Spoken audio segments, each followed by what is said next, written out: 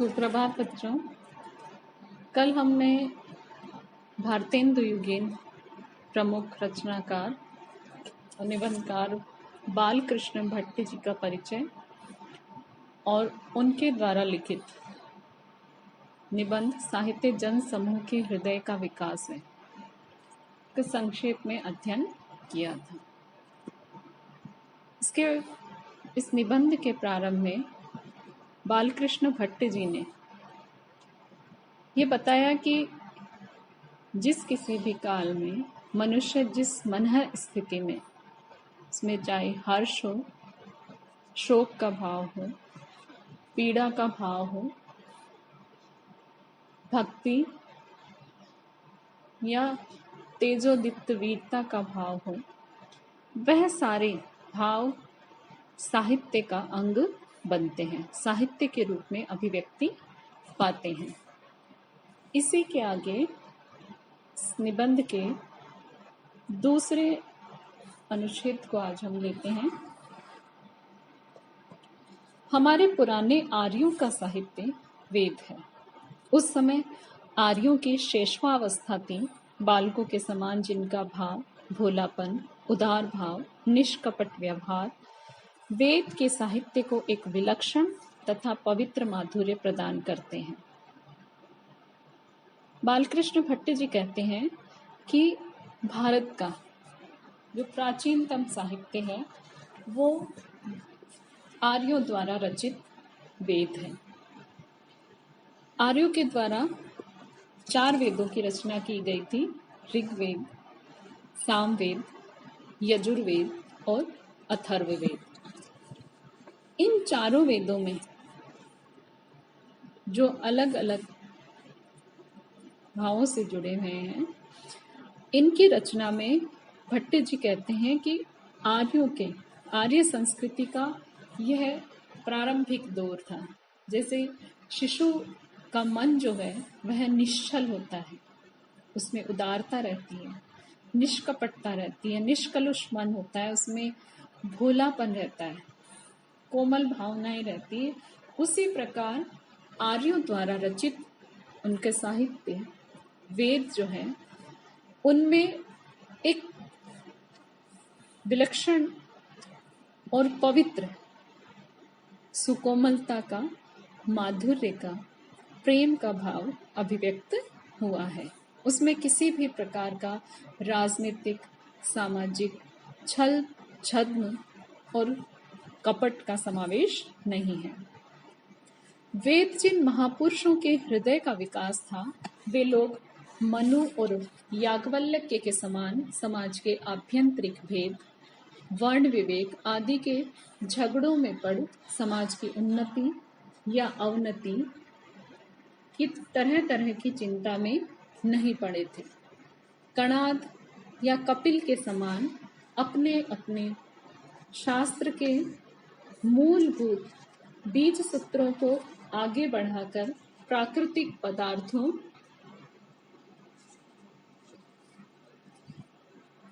के तत्व की छान में दिन रात नहीं डूबे थे। न कालिदास, भवभूति, श्रीहर्ष आदि कवियों के संप्रदाय के अनुसार वे लोग कामिनी के विभ्रम विलास और लावण्य लहरी में गोते मार मार प्रमत्त हुए थे। वेदों की जो अभिव्यक्ति है, वेदों में जो सरस, सुकोमल और निश्चल भावों की अभिव्यक्ति हुई है, जिसमें प्रकृति को ही सर्वोच्च देवीय सत्ता के रूप में अभिव्यक्त किया है, उसको लेकर बालकृष्ण भट्ट जी कहते हैं कि वेद जिन महापुरुषों के हृदय का विकास था, कि वेदों की रचना जिन ऋषि, तपस्वी मुनियों के द्वारा की गई थी, वो लोग निश्चल थे। न तो वो मनु और याज्ञवल्क्य के समान समाज के आभ्यंतरिक भेद, वर्ण विवेक आदि के झगड़ों में पड़ समाज की उन्नति या अवनति की तरह तरह की चिंता में नहीं पड़े थे। मनु जो थे, मनु ने मनु स्मृति या मनु संहिता की रचना की थी, और ये कहा जाता है कि मनु स्मृति स्वयंभू, अलग अलग मनु है, व्यवस्थित मनु आदि, तो उसमें स्वयंभू मनु के द्वारा मनु स्मृति की रचना की गई थी। इस मनु स्मृति में मनु ने 4 वर्णों, 4 आश्रमों, 16 संस्कारों, राजाओं के कर्तव्य, सेना का प्रबंध आदि विषयों पर विचार प्रकट किया था, जिसमें मुख्य रूप से मनु के द्वारा एक समाज में व्यवस्था बनाने के लिए 4 वर्णों की, ब्राह्मण, क्षत्रिय, वैश्य और शूद्र के जो कर्तव्य कर्म हैं उनके बारे में बताया था। और ये जो 4 वर्णों का विभाजन किया गया था, ये वर्ण विभाजन व्यक्ति के जन्मना आधार पर नहीं था, उसके कर्मों के आधार पर तय किया गया था। इसी तरह 4 आश्रमों की बात की गई थी, ब्रह्मचर्य आश्रम, गृहस्थाश्रम, वानप्रस्थाश्रम और संन्यासाश्रम। कि ब्रह्मचर्य आश्रम 1 से 25 वर्ष का माना गया था, उसमें कि 5 वर्ष की आयु से लगभग 25 वर्ष की आयु तक विद्याध्ययन करें, अलग अलग विद्याओं का, जिसमें औषध विद्या, नक्षत्र विद्या, शस्त्र विद्या, शास्त्र विद्या, सबका अध्ययन करके और समाज को आगे बढ़ चल करके उसको लौटाना है। दूसरा जो था आश्रम गृहस्थाश्रम, की हमें अपने जो देव ऋण और पितृ ऋण और ऋषि ऋण की 3 की बात होती है, तो जो पितृ ऋण है, देव ऋण है, उससे मुक्त होने के लिए अपने परिवार को आगे बढ़ाना और सामाजिक उत्तरदायित्वों को पूरा करना इसके अंतर्गत आता।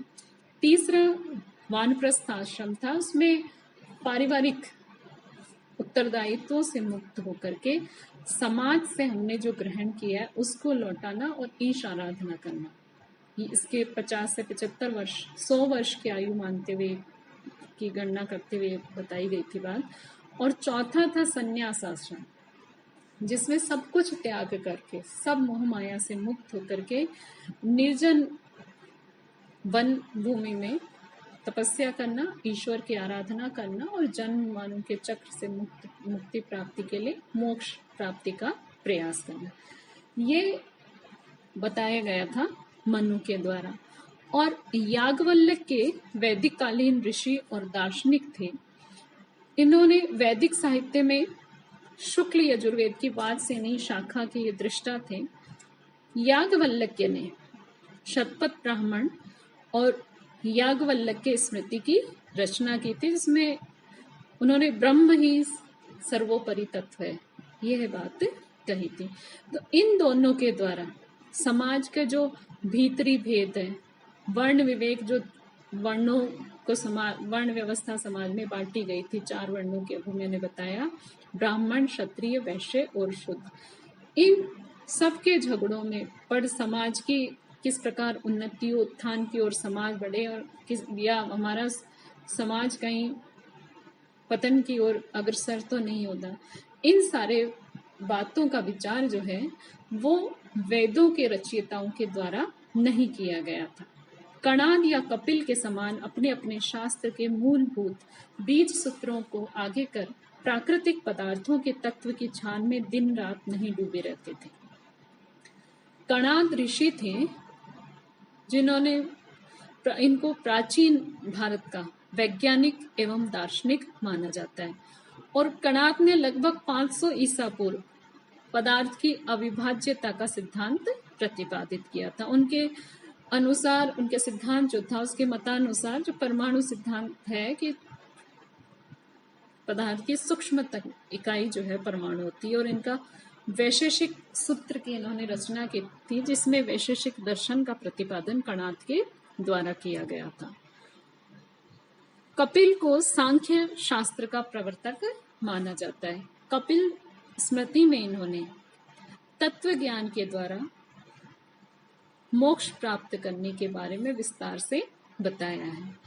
तो वैदिक ऋषि न तो कणाद की तरह उन्होंने पदार्थ की अविभाज्यता का सिद्धांत बताया, न कपिल के समान उन्होंने किसी सांख्य दर्शन का ही प्रवर्तन किया था। ये कणाद और कपिल दोनों ने अपने अपने शास्त्रों के द्वारा, जो इन्होंने आधारभूत, जो इनके शास्त्रों के आधारभूत तत्व सिद्धांत जो इनके द्वारा प्रतिपादित किए गए थे, उनके अंदर इन्होंने प्राकृतिक पदार्थों के छानबीन, उसकी खोज करने में यह रात दिन डूबे रहे थे। और जो वैदिक ऋषि थे, वेदों के जो रचयिता थे, इन सारे उलझाओं में नहीं उलझे हुए थे। न कालिदास, भवभूति, श्री हर्ष आदि कवियों के संप्रदाय के अनुसार वे लोग कामिनी के विभ्रम विलास और लावण्य लीला लहरी में गोते मार मार प्रमत्त हुए थे। और न ही कालिदास, जिन्होंने अनेक महाकाव्य भी लिखे, नाटकों की भी रचना की थी, जिसमें कालिदास द्वारा रचित कुमार संभव महाकाव्य और अभिज्ञान शाकुंतलम नाटक। अभिज्ञान शाकुंतलम में कालिदास ने शकुंतला के सौंदर्य का वर्णन किया है, तो कुमार संभव में पार्वती के सुंदरता का अंकन किया है। भवभूति का उत्तर रामचरितम जो नाटक है, उसमें उन्होंने करुण रस का प्रतिपादन किया। और श्री हर्ष ने नेष्ठीय चरितम में, जो इनका महाकाव्य है, उसमें दमयंती के नक्षिक सौंदर्य का चित्रण किया था। तो इन्होंने जो एक स्त्री के क्रीड़ाओं, उसके सौंदर्य की लीला लहरी में डूब करके, जिस तरह ये तीनों कवि कालिदास, भवभूति, श्रीहर्ष, इनके अपने मत को आगे बढ़ाते हुए जिस प्रकार इन्होंने सुंदर स्त्रियों के सौंदर्य, उसकी क्रीड़ाओं में डूब डूब करके ये मतवाले हुए थे, उसके उनके नशे में चूर रहे थे, वैसा कोई भी भाव वैदिक कालीन ऋषियों में हमें देखने को नहीं मिलता है। क्योंकि वैदिक काल जो था, वेदों की रचना जिस काल में हुई थी, वो प्रकृति के साहचर्य में, प्रकृति की में ही परम सत्ता का साक्षात्कार करने का काल था, और प्रकृति को ही ईश्वरीय तत्व का प्रतिरूप तत्कालीन ऋषियों ने माना था। प्रातः काल उदयोन्मुख सूर्य की प्रतिभा देख उनके सीधे साधे चित्त ने बिना कुछ विशेष छानबीन किए इसे अज्ञात और अजेय शक्ति समझ लिया, कि इतने सरल मना थे कि जैसे इन्होंने प्रातः काल में पूर्व दिशा की ओर उदित होते हुए लालिमा युक्त सूर्य को देखा, तो उस सूर्य को देख करके उनके सरल चित्त ने बिना विशेष खोजबीन किए, तत्व दर्शन में या वैज्ञानिक सिद्धांतों के उलझाव में उलझे बिना ही इसके द्वारा वे अनेक प्रकार का लाभ थे। कानन स्थित विहंग कूजन समान कलरव रव से प्रकृति की प्रभात वंदना का साम गाने लगे। जल भार नत श्यामला मेघमाला का नवीन सौंदर्य देख पुलकित गात्र हो कृतज्ञता सूचक उपहार की भांति स्रोत का पाठ करने लगे। वायु जब प्रबल वेग से बहने लगी तो उसे भी एक ईश्वरीय शक्ति समझ उसके शांत करने की वायु की स्तुति करने लगे इत्यादि। कि ये जो वैदिक ऋचाओं के रचयिता थे, इनके द्वारा उन्होंने प्रकृति में अनेक प्रकार लाभ देख करके, कि वन में जब इन्होंने पक्षियों के कलरव स्वर से, पक्षियों की चहचहाट से को सुना, तो उसी से प्रभावित होकर के ये प्रकृति की प्रातःकालीन वंदना का साम गान गायन करने लगे। जब जल के भार से काले हुए भरे हुए काले बादलों को इन्होंने देखा, तो उन जल के भार से झुके हुए बादलों में प्रकृति का नवीन सौंदर्य देखकर उसके प्रति कृतज्ञ होकर के पुलकित शरीर के साथ उसकी स्तुति पाठ करने लगे। और जब वायु हवा प्रबल वेग से बहने लगी, तो उसे भी ईश्वरीय शक्ति समझ करके उस वायु को शांत करने के लिए उसकी स्तुति का पाठ करने लगे, उसकी वंदना करने लगे, उसकी प्रार्थना करने लगे। तो प्रकृति के प्रत्येक उपादान में इन वैदिक कालीन ऋषियों ने ईश्वरीय सत्ता का प्रतिरूप देखा था। चाहे वह प्रातःकालीन उदित होता सूर्य हो, चाहे वनों में कलरव करते पक्षियों का गायन हो या जल से भरे हुए काले बादल हो या प्रबल वेग से प्रवाहित होता हुआ वायु हो, सभी में उन्होंने ईश्वरीय सत्ता का आभास किया और उसकी स्तुति की। वे ही सब ऋक और साम की पावन ऋचाएं हो गई। इनके द्वारा इनकी स्तुति में जो श्लोक लिखे गए थे वही ऋग्वेद और साम वेद की पवित्र ऋचाएं हो गई। उस समय अब के समान राजनीतिक अत्याचार कुछ न था, इसी से उनका साहित्य राजनीति की कुटिल उक्ति युक्ति से मलिन नहीं हुआ था। ये जो वैदिक कालीन लोग थे उनके साथ किसी भी तरह का कोई राजनीतिक सत्ता नहीं थी। सामरस्य और समभाव के सिद्धांत पर, संप्रभुता के सिद्धांत पर समान रूप से सब परस्पर प्रेम पूर्वक रहते थे। तो किसी राजनीतिक सत्ता की स्थापना न होने के कारण किसी भी प्रकार उस तत्कालीन साहित्य में, वैदिक साहित्य में हमें राजनीति के छल छद्म और कुटिलताएं, धूर्तताओं से युक्त मलिनता देखने को नहीं मिलती है। नए आए हुए आर्यों की नूतन ग्रथित समाज के संस्थापना में सब तरह की अपूर्णता थी। सही पर सबका निर्वाह अच्छी तरह हो जाता था। किसी को किसी कारण से किसी प्रकार का अस्वास्थ्य न था। आपस में एक दूसरे के साथ अबका सा बनावट का कुटिल बर्ताव न था।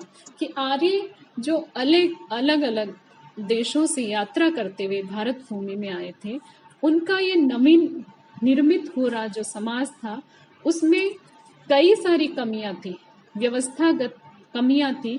उन व्यवस्थागत कमियों के होने के बावजूद भी ये लोग बड़े प्रेम पूर्वक एक दूसरे के साथ जुड़ करके रहते थे।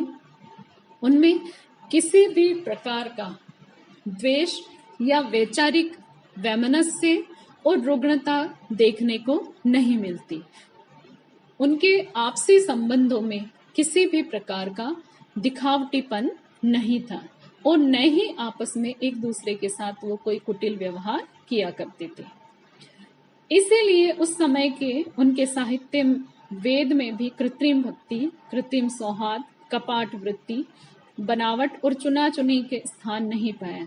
इसीलिए जो ऋषियों के द्वारा वैदिक साहित्य की रचना की गई उसमें न तो भक्ति में कृत्रिमता है, न सौहार्द में कृत्रिमता है, न कपट और छल की प्रवृत्ति देखने को मिलती है, न ही किसी प्रकार का बाहरी आडंबर या दिखावा देखने को मिलता है।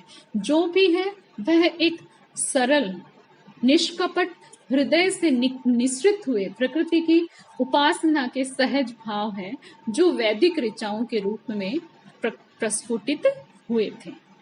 उन आर्यों का धर्म अब के समान गला घोटने वाला न था।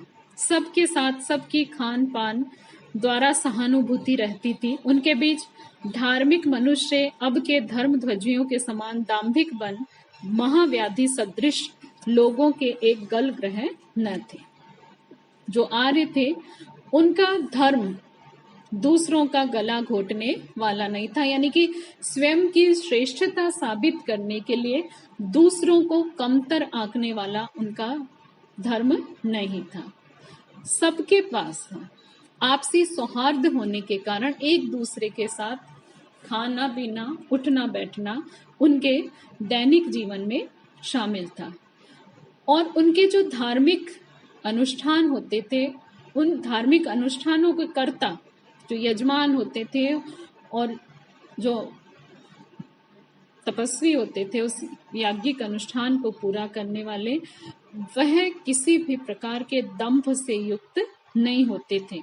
आज के जो धर्म के वाहक बने हुए, धर्म के जो पहरुए बने हुए हैं और दंभ से युक्त लोग हैं, उनके महाव्याधि के समान उनके गले में कोई दंभ का बंधन नहीं था।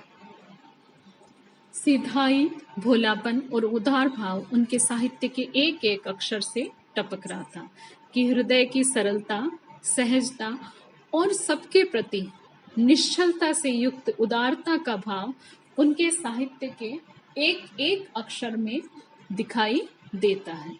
एक बार महात्मा ईसा एक सुकुमारमती बालक को अपनी गोद में बैठाकर अपने शिष्यों की ओर इशारा करके बोले कि जो कोई छोटे बालक के समान भोला न बने, उसका स्वर्ग के राज्य में कुछ अधिकार नहीं है। महात्मा ईसा मसीह जो आगे चल करके ईसाई धर्म के प्रवर्तक जिनको कहा जाता है, उन्होंने एक सरल मना, निष्कलुष, निष्कपट बालक को अपने गोद में बैठा करके अपने शिष्यों को कहा था कि जो व्यक्ति इस छोटे से बालक के समान सरल मना नहीं होता, हृदय से निश्चल नहीं होता, उसको उसका स्वर्ग पर कोई भी अधिकार नहीं है। हम भी कहते हैं कि जो सुकुमार चित्त वेद भाषी इन आर्यों की तरह पद पद में ईश्वर का भय रख प्राकृतिक पदार्थों के सौंदर्य पर मोहित हो, बालकों के समान सरल मति न हो, उसका स्वर्ग के राज्य में प्रवेश करना अति दुष्कर है। बालकृष्ण भट्ट जी इसी बात को और आगे स्पष्ट करते हुए, समझाते हुए कहते हैं कि हम भी यही कहते हैं कि जिसका मन, जिसका चित्त इन वेदों की रचना करने वाले, वेदों का गायन करने वाले और वेदों में अभिव्यक्त प्राकृतिक हृदय के सहज मनोभावों को, जो इन सरल मना आर्यों की भांति प्रत्येक कदम पर ईश्वर का भय रखने वाला, प्रकृति के जो प्राकृतिक उपादान हैं उनके सौंदर्य पर जो मोहित नहीं हो सकता, और जो बालक, छोटे आयु के बालकों के समान जिसकी बुद्धि निष्कलुष न हो, उसका स्वर्ग के राज्य में प्रवेश कर पाना अत्यंत कठिन है। क्योंकि उसके हृदय में, उसके मन में, उसके चित्त में अगर अनेक प्रकार की सांसारिक छल कपट, द्वेष आदि भरे हुए हैं, तो वह व्यक्ति स्वर्ग के राज्य में कभी भी सहजता के साथ प्रवेश नहीं कर सकता। इसके इस अनुच्छेद की जब हम भाषा देखते हैं तो इसमें संस्कृत के शब्दों का बालकृष्ण भट्ट जी के द्वारा सहज रूप में प्रयोग हुआ है। वेद जो साहित्य था, उस वैदिक साहित्य में प्रकृति की गोद में बैठ करके वेदों की रचना हुई और प्रकृति को ही सर्व शक्तिमान सत्ता के रूप में उनके द्वारा चित्रित किया गया था। और बाद का वेदों, जो वैदिक कालीन साहित्य के बाद का जो साहित्य है, जिसमें अलग अलग, जैसे मनु याज्ञवल्क्य के और कालिदास, भवभूति, श्रीहर्ष, कपिल, कणाद आदि अलग अलग मतांतरों के विचारक हुए, अलग अलग साहित्य ग्रंथों के रचनाकार हुए, उनके विचारों में समय के साथ किस प्रकार परिवर्तन आया, ये हमें इन उदाहरणों के माध्यम से बालकृष्ण भट्ट जी ने समझाने का प्रयास किया है कि जिस समय जैसी परिस्थितियां होती है, व्यक्ति जिस मनोदशा में रहता है, जिस प्राकृतिक, सामाजिक, सांस्कृतिक परिवेश में वह जीवन व्यतीत करता है, उसी की अभिव्यक्ति तत्कालीन उसके साहित्य में